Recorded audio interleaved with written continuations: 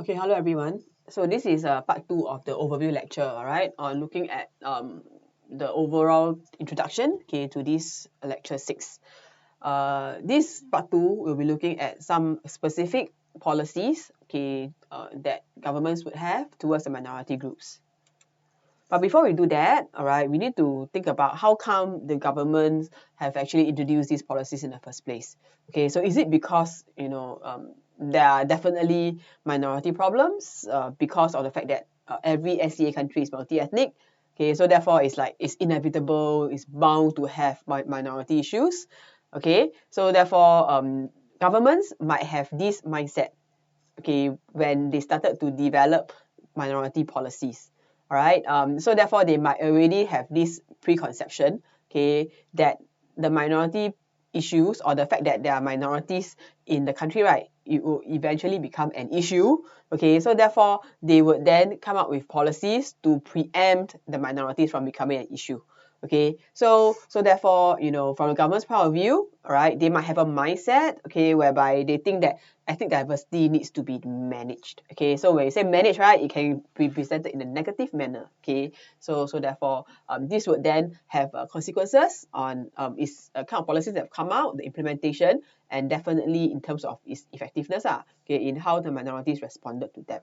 Okay, so essentially, the nation state assumed that just because we are multi-ethnic, therefore there will be inherent ethnic differences, and it has to be managed. All right. However, okay, is it really true? Okay, were the government's fears unfounded or were they justified? Okay, so therefore, the nation states actually create more problems for themselves. All right, in when they introduce like minority policies. Therefore, were minority problems self-inflicted? Now, I think it's very important that you need to understand. Okay, more often than not, ethnic policies introduced by the government, right, or by the nation state impacted ethnic groups negatively, especially when the policies were of the assimilationist policy, right?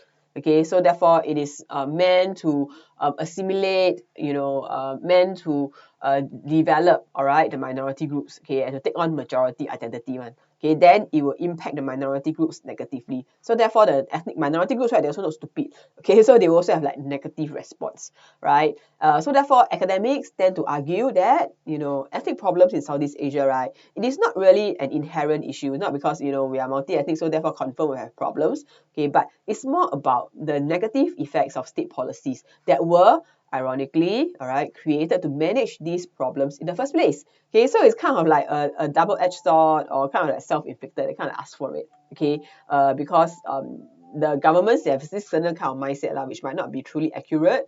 Okay, and therefore this mindset have influenced them to come with policies, which then created a situation whereby it was their worst nightmare in the first place that they wanted to prevent in the first place. Okay, so let's try to look at what the various SA governments official position and policies towards minorities. Okay, so not all SA nation states recognize ethnic minorities as indigenous, okay, or entitled to special status. Different countries have different policies. So again, you have a spectrum. Remember, every SCA state, they are unique and then they have different policies. So let's start with Philippines. Now the Philippines, they are kind of the most liberal in its policies towards the minorities. Okay, probably because they actually have an ongoing issue in the south lah, all right, or Mindanao. Okay, so therefore in 1997 they passed this Indigenous Peoples' Rights Act, okay, whereby they recognize that yes, there is this thing called indigenous minority, indigenous people in the Philippines. They respect that, and they have the right to live according to their traditions, their own identity. Okay, and even have the right for to land, all right, to the ancestral land. Okay, and even the right to natural resources on that ancestral land. Okay, however, in terms of evaluation, it is mostly like on paper only. All right, implementation appears to be patchy. So even though on paper it seems great, but maybe in practice, there might be it's not as if like the indigenous minorities or indigenous people they will be able to like benefit fully from this act. In Singapore, okay, we have in our constitution minorities and special position of the Malays, right? So acknowledging that the Malays are the indigenous people of Singapore, they have a special position. So therefore, the government must do all this to protect them, all right, to promote and to preserve Malay culture and Malay identity. Okay, so that's Singapore's official position. For Malaysia, okay, Malaysia recognizes the Orang Asli, okay, as the original. So orang means people, and asli literally refers to original. Okay, so they are the first. Okay, they are the indigenous to Malaysia. Okay, and therefore, the government would have the policy to want to assimilate them into the Malay community. Okay, because surprise, surprise. Okay, the Malay communities the Malays themselves. Okay, call themselves the Bumi Putras. All right, so that's also the sons of the soil. Okay, so therefore this implies that they are also the indigenous as compared to the Chinese and Indians. So I guess it's a matter of like who came to Malaysia first. Okay, so it's like a time frame. So the Orang Asli, right, they were actually like the nomadic people, the fishermen. Okay, so they are probably been in Malaysia from the beginning. Okay, or Malaya from the beginning. So they are the original people. Then there might be some Malays who would come into Malaysia or Malaya, all right, at that point in time lah. Okay, from maybe Indonesia. Okay, then they will settle into what is now known as Malaysia. Then during colonial period, the Chinese and Indians would come in. Okay, so therefore, because they come at different periods, so they could claim to like different status of indigenous groups. Okay, perhaps. Okay, but generally speaking, the Orang Asli will be indigenous people. The Malays, they will be the Bumi Putra. Okay, in Thailand, Indonesia, and Cambodia, basically everyone's status quo, everyone's the same. In Vietnam, there's no special rights. Okay, but there is this emphasis that all ethnic groups are equal. Okay, because they're all socialists anyway. All right, so if you are communist, everyone's equal, right? So therefore, minority groups, they are the same as majority groups. Okay, some minority groups they also granted autonomous zones. Okay, in the DRB. In Laos, it's very interesting. Okay, later on we'll learn about Laos. Okay, it's a specific case study of multiculturalism. So in Laos, very interesting. They do not really group people according to ethnicity. Okay, ethnic groups, no majority, minority. Instead, they group them according to geography. Okay, so the valley, okay, which is the low level, lowland, the slope, the midlands, and then the highlands. All right. So therefore, when you talk to someone from Laos, they will not say that, oh, I'm of this minority group or of this ethnic group, but they'll say that, oh, I come from a slope, or I come from the highlands, or I come from a valley, and that would be like the what do you call it, identification. Okay, how you identify them, how they classify them. Okay, so that's Laos. Okay, so that will be the official position of the various SCA states towards the minority groups or the indigenous groups. Okay, and because of this official position, right, then they would then set up like ministries or like departments, okay, to develop these minority groups. So the purpose is for criterion 1, okay, which is to integrate the different ethnic groups, okay, so as to promote national unity. Okay, so this is a very important thing, developmentalism. Okay, so developmentalism is something that you need to understand, all right, and that's the definition here. Okay, so you have to like memorize this definition now. Okay, so developmentalism comes from the word develop. Okay, so it's a dominant framework, okay, used by assimilationist societies, whereby the plan, okay, is to socially engineer. Okay, so this means that it is something, it's not by nature, but it's by nurture. All right, so to come up with policies to socially engineer indigenous minority groups into model citizens of the nation state. Okay, so and then according to the nation state, right, according to the government, okay, what do you think they will see? Who do you think they will see as model citizens? Okay, themselves lah. Okay, so the majority group. Okay, so when I say model citizens, I actually mean majority group. Okay, so in essence, it's about the majority dominated government, all right, using specific policies to try and get the minority groups to take on the identity of the majority group so that they become model citizens. Okay, model. So you can already see how problematic that would be lah. Okay, so but this is developmentalism for you. So it's on paper, in theory, it's meant to like develop them, it's for their own good one. Okay, so it's a key to understand how some governments in SCA, right, seek to incorporate minority groups into the nation state. Okay, and developmentalism and assimilationists, they are the means to an end. So they are like one gang one.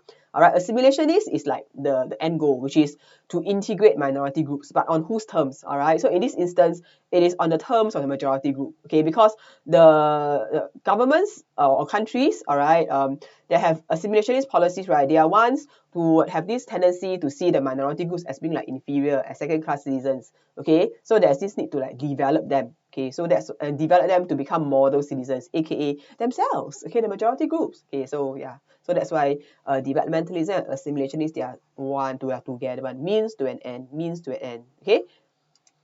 So what are some of the common features of developmentalism? Okay, so it's about the idea that indigenous minority groups, they have low living standards, they are more inferior, they are very backward, not educated, and all this lah. Okay, so that's why there's this need to develop them. Okay, so the idea is that you have to improve their standard of living, improve their culture and stuff like that.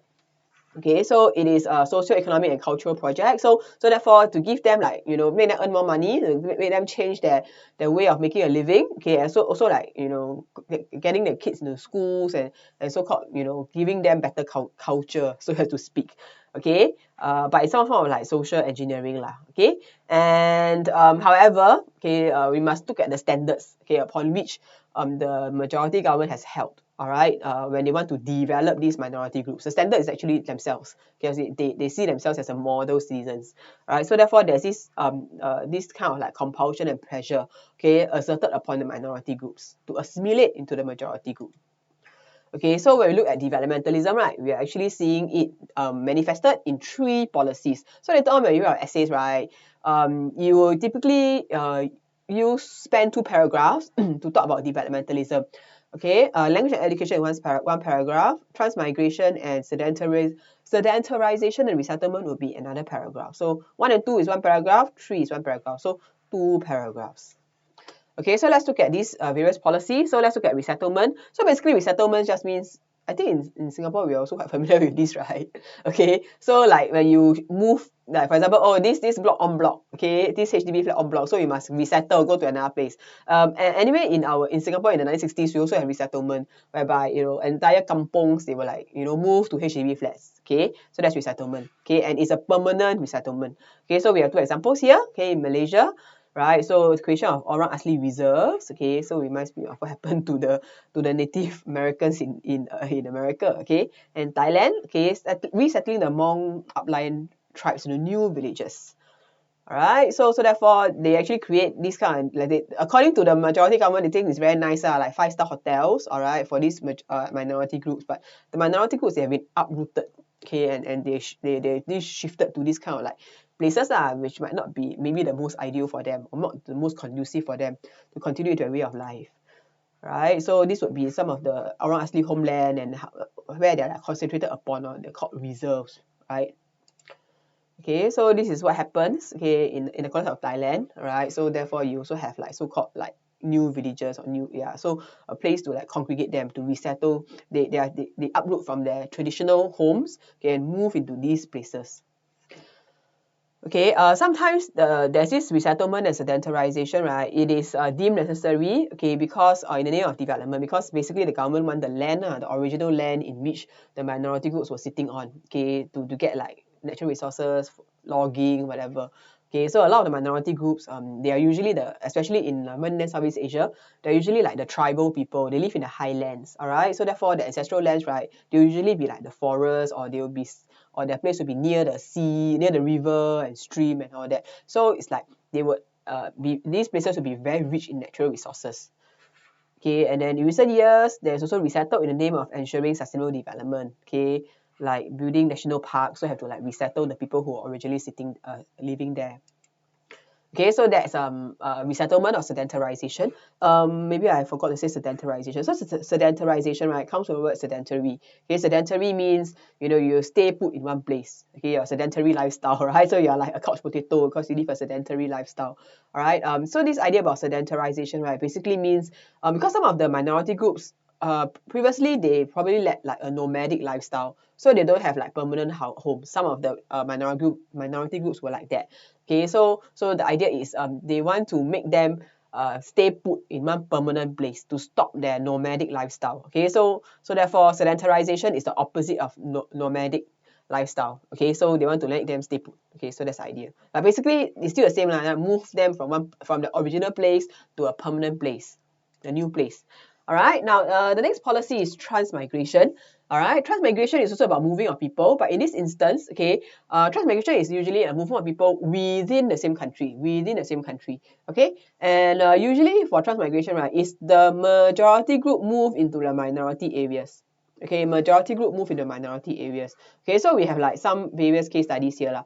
Okay, so like in Philippines, there's a policy to encourage Christian Filipinos into southern Muslim lands. All right, Indonesia, we also have like the majority groups of people, you know, being resettled, all right, into other more ulu areas. Okay, that has been more inhabited by the minority groups, or same as Vietnam. All right, so that's transmigration. And usually for transmigration, right, it usually comes with like negative impact. Okay, because what happens is that when you actually encourage the majority groups to go into the minority areas, okay, the majority groups will actually, take up land, take up jobs, economic resources and all that, and then they'll come into like direct competition with the minority groups, and then this would be a direct trigger for violence, okay, between minority and majority groups, and then there'll be a lot of conflict, there'll be a lot of tense relations and all that, and eventually, right, like for example, in this instance, in Philippines, it was a trigger for the rise of separatist movements. All right, so that's why transmigration is usually like not an effective policy, because it actually brought the majority group and minority groups side by side each other, and then give them more opportunity for conflict, because the minority have felt like they are losing out, okay, in competition with the majority group. Okay, so this would be some of the main policies for developmentalism. All right, we have a lot of case studies here. You can see that there are like 11 case studies. Okay, so just hanging there. Okay, and we'll get through them somehow. Okay, just as we have gotten through the maximum government case study, so we'll do this again, but this is easier lah. Okay, so I'll see you in the next lecture.